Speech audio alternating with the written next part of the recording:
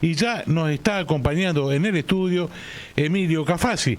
Él es profesor de Sociología aquí en la Universidad de Buenos Aires. Muy buenas tardes, Emilio. Muchas gracias por venir. Al contrario, gracias a vos. Bueno, como ustedes saben, Emilio es una persona que trabaja mucho. Él escribe semanalmente para Caras y Caretas de Uruguay sobre distintos temas, pero con una particularidad, ¿no? Él está dándole vueltas a la cuestión, cómo nos une este río, que para algunos lo divide, para nosotros nos une, y cómo se está viendo estas dos derechas, ¿no? Cómo funcionan la derecha uruguaya, que es de lo peor de la derecha uruguaya, ¿está? La familia Herrera, digamos, y esta derecha aquí en la República Argentina. Y bueno, esta semana se ha precipitado muchísimo, vaya, de la semana pasada, el tema jubilaciones, ¿no? Así es, sí, sí. El valor de la jubilación. Totalmente. Bueno, por un lado, a ver, efectivamente, yo intento establecer analogías y diferencias, es decir, patrones comunes de las nuevas derechas en general en el mundo, pero particularmente he estado trabajando este último año en las derechas del río platenses, digamos, ¿no? Ahora, lo que apareció aquí son dos fenómenos convergentes por una cuestión bastante coyuntural, que es la siguiente. Por un lado, pensemos primero independientemente uno de otro para después vincularlos, pero pensemos en la Argentina.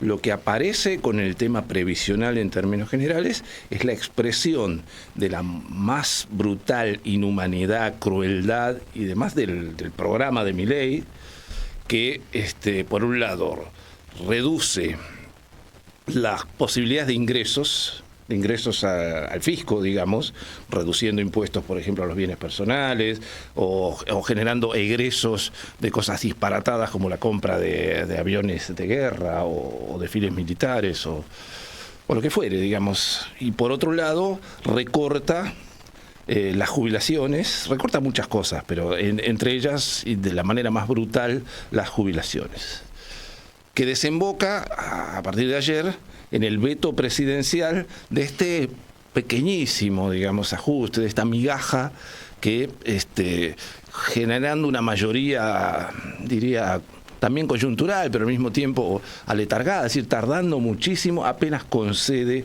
un pequeño ajuste de lo que en el primer hachazo, en el golpe del primer hachazo, Milei había generado. Entonces, ahí estamos en este plano en la Argentina. La reforma previsional, llamada de seguridad social en Uruguay, data de un año atrás, un poco más de un año atrás como proyecto y de un año atrás en su configuración.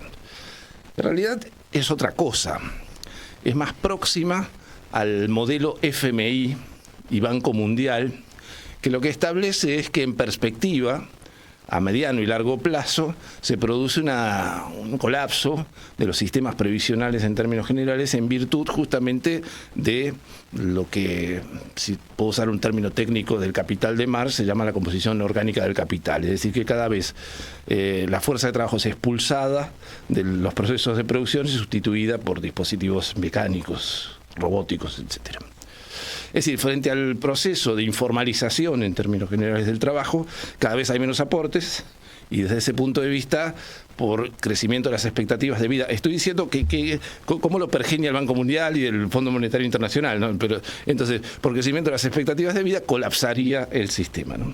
Entonces, la respuesta fondo monetarista, digamos, es la que toma efectivamente la calle Pou en su proyecto de seguridad social. Por lo tanto, en primer lugar, piensa a 20 años. Es decir, es una reforma que se va a empezar a implementar en el 2043. Es decir, empezó en el 23, 20 años más, 2043. Responde de alguna manera a ese paradigma o a ese problema. Y en segundo lugar lo hace, primero, extendiendo la edad jubilatoria, 5 años más, no es poca cosa, es una proporción enorme claro. de la vida laboral, y al mismo tiempo estableciendo parámetros y recortes muy sustantivos, es decir, en el mejor de los casos, quien se termine jubilando primero, tendría que ser suficientemente joven como para haber nacido a partir del año 73, pero quien efectivamente se logre jubilar teniendo 30 años de aportes, podría efectivamente obtener el 45% de sus mejores salarios, o de sus promediales últimos, lo cual termina siendo siempre una miseria, y efectivamente esto es así, cosa que en la Argentina afortunadamente no es, y por lo tanto acá aparece alguna de las diferencias.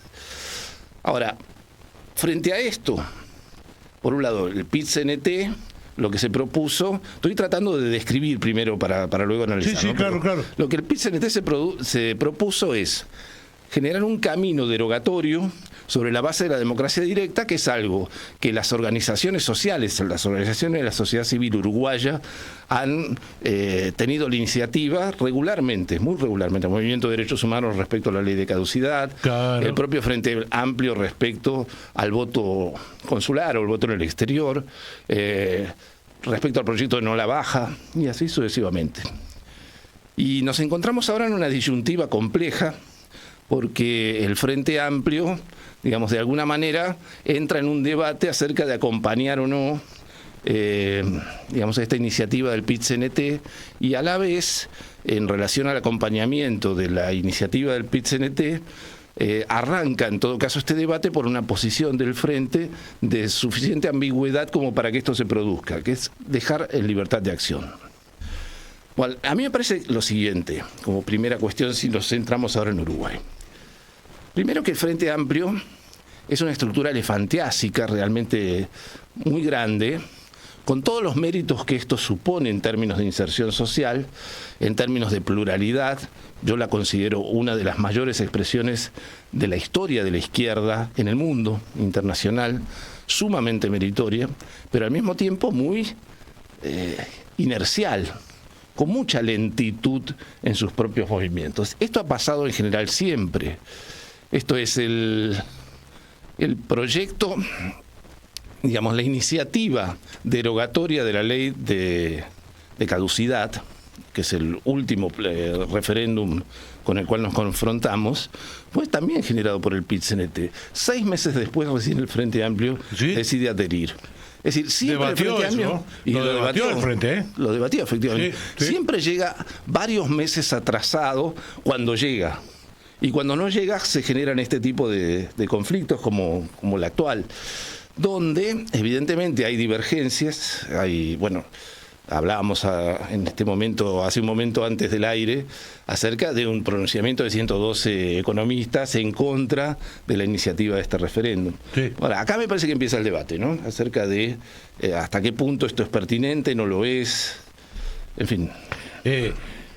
Es una situación, vos lo dijiste, ¿no? Es una situación compleja, porque, digamos, acá hay que ser muy cuidadoso en el debate, ¿no?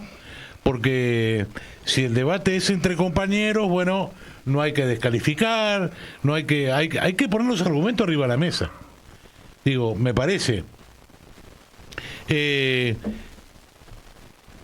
Yo le tengo un poco de temor a este debate, porque el Frente Amplio, vos bien lo dijiste, el Frente Amplio dejó en libertad de acción, ¿no?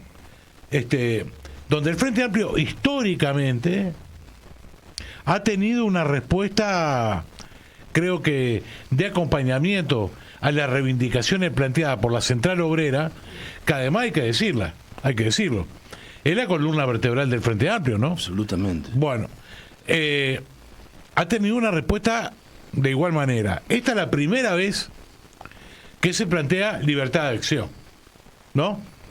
Ahora, hay que decirlo, libertad de acción no es hacer campaña por no a la reforma. Exactamente. Y con el logo del Frente, además. Uh-huh. Se ha dicho, me parece que de forma equivocada, no creo que intencional, yo no puedo creer eso, que por ejemplo los militares retirados van a seguir teniendo los mismos privilegios en esta reforma que plantea el PIT-CNT. No es verdad eso. No es verdad. O no lo es necesariamente. Claro. No lo es necesariamente. Porque además cuestiona claramente, lo viene cuestionando hace un montón de tiempo, del privilegio que tienen los militares, ¿no? Totalmente. No solamente lo temprano que se jubilan, sino que además con el dinero que se jubilan, que el Estado uruguayo tiene que estar poniendo millones de dólares todos los años. Exactamente. ¿No? Bueno, la otra cosa que también creo que tenemos un espejo, ¿no? Que es la Argentina.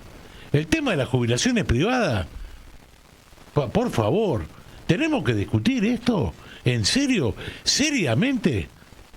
Porque las pruebas están. Aquellas personas que se fueron a jubilar por las AFAP, como se llama en Uruguay, Sí, sí. a las AFJP, no eran 22.000 pesos o 25, era mucho menos, no llegaban a 12. Y digo, ¿y se necesita debatir sobre eso? A mí me parece que no. ¿Está?